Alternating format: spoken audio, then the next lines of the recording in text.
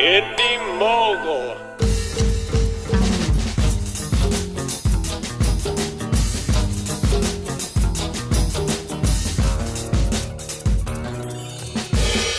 Hey Indie Mogulers, welcome to Friday 101. Today we'll be going over 7 things that you should know about making short films, and I should say up front that this list involves topics that are specific to short films. In doing some research, I found a lot of people who gave advice online under a heading like, tips on how to make a short film, and really it was just a list of what to do when making any film, no matter how long. Things like, be prepared, write an outline before scripting, storyboard your shots, cast the right actors, which, yeah, no shit.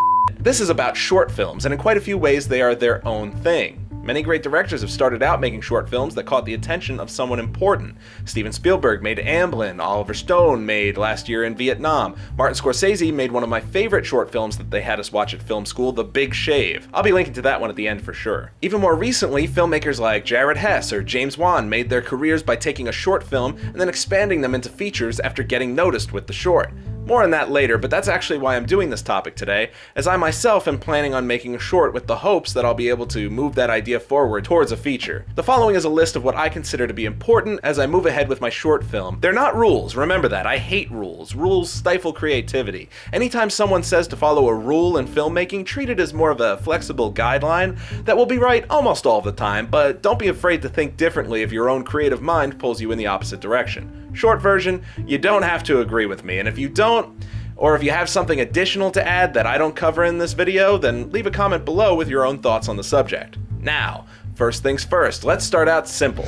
What qualifies as a short film? According to the Academy of Motion Picture Arts and Sciences, a short film is defined as having a running time of 40 minutes or less, including credits. See? Easy start, but before you run out and make your 40-minute long film, pause, take a breath, and listen to thing number 2. The best length for a short film, assuming you want to actually do something with it besides a public exhibition at your house with your friends and family, is at most 10 to 15 minutes, with 15 minutes being the number you shouldn't go over if you can help it, and 10 or less being optimal. This is due to how film festivals generally schedule things. They like the showtime hours to look neat and tend to round off to the nearest hour or half hour. So if they have a 2-hour block, say 6 p.m. to 8 p.m., and the feature length they'll be showing is an hour and 40 minutes, they'll usually use that extra 20 minutes to show a few short films, and having something that more easily fits their scheduling plans can increase your odds of being chosen, if only because it came down to your movie or a movie that would throw everything off. So no longer than 15, but best to keep it under 10. Got that? Good. And now that you know to keep it short, equally important is to keep it simple, which brings us to number 3. Efficient exposition, or to oversimplify, explain the important stuff quick.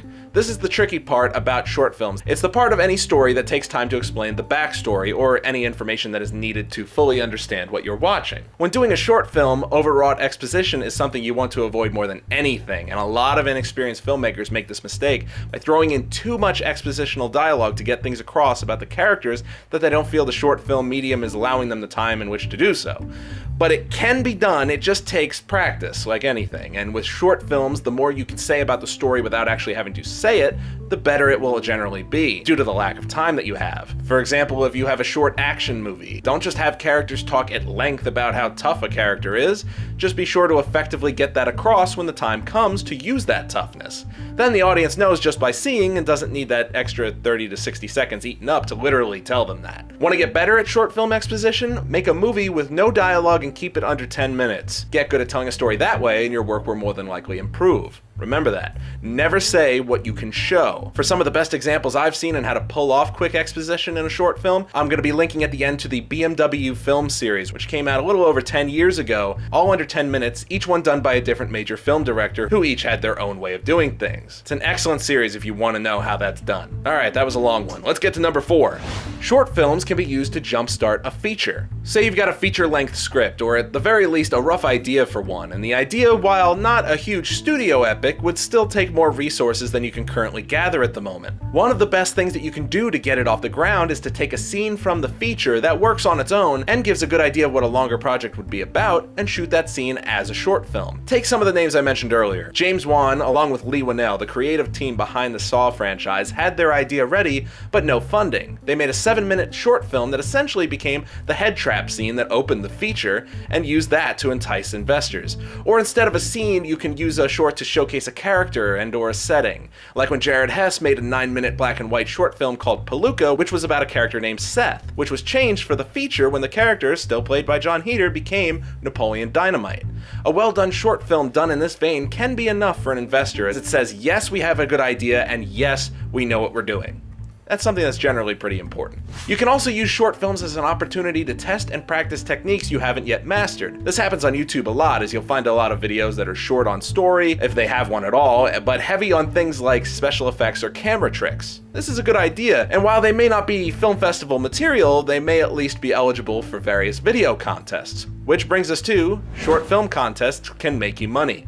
This is hardly news to those of you who watch Indie Mogul regularly, as we talk about this a lot, and Griffin often links to the latest update from onlinevideocontest.com at the end of Indie News each week. So I won't go on and on about it, I just felt that it should be on this list, though I will say, we have a video that is being shown on Moguler Made in the next week or two, a PSA about wearing a helmet when riding a bike that's only a few minutes long, and was made by a relatively new 14-year-old filmmaker who won $2,500 with it. Don't you want $2,500? Or any dollars, really? So be sure to check out online video contests if you haven't already. Finally, thing number 7, something that may sound pretty ambitious, but really it seems like something that should be a bigger deal.